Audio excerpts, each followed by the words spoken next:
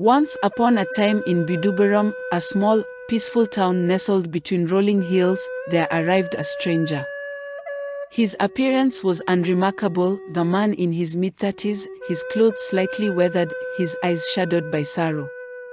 He moved with purpose, yet there was an unmistakable distance in his gaze, as though the world around him could never quite reach his heart.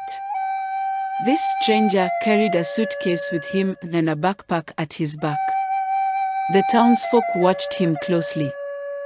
He came to the local inn, paid for a room, and withdrew into solitude. Days passed, and the stranger rarely left his room. He bought necessities from the market, always with his head down, avoiding conversation. His silence stirred the curiosity of the villagers. Who was he? Why had he come to their town? And why is he always carrying his suitcase around wherever he went? Among the curious was a teenage girl, Yera. She was the daughter of a baker and known throughout the village for her kindness and bright smile.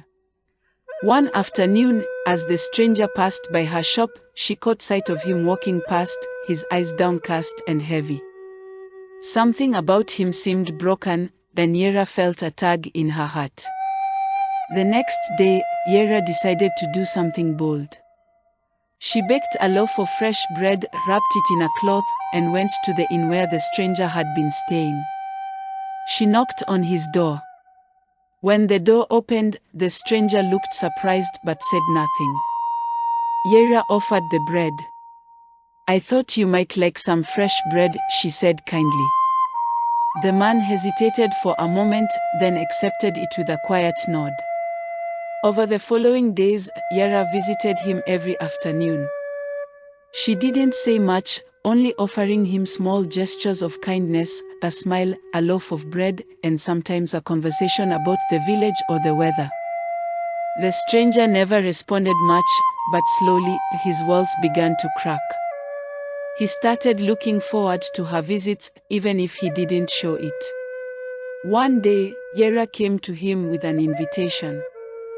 "The town's festival is coming soon," she said, her eyes bright with excitement. "You should come. It's a celebration, and it would be good for you to be around people. Just for a little while." The stranger frowned. "I'm not one for festivals." Yera smiled. "It's okay, you don't have to stay long. Just come and see." For a long time, the stranger refused, but Yera wouldn't give up. She came back the next day, and the next, until, finally, he relented. "Fine," he said, his voice soft but tired, "I'll come, but I have to bring something with me." Yera was surprised. "What's that?" The man looked at her with a sadness in his eyes. "My suitcase," he replied. "I can't leave it behind." When the day of the festival arrived, the town square was filled with laughter and music.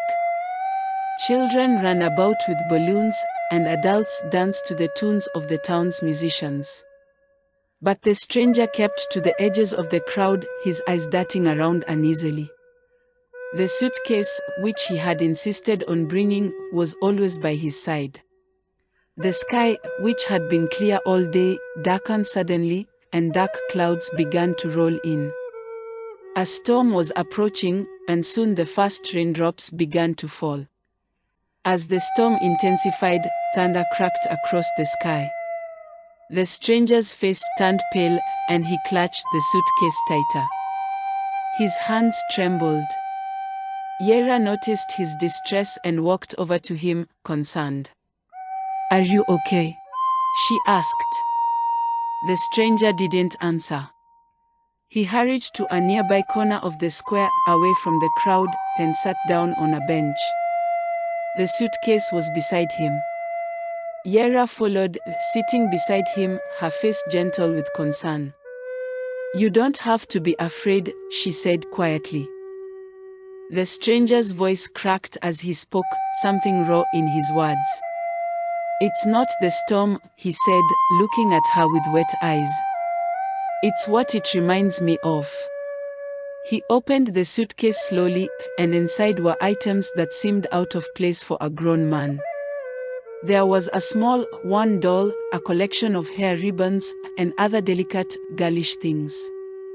The stranger paused, trembling as he picked up the doll. His voice faltered.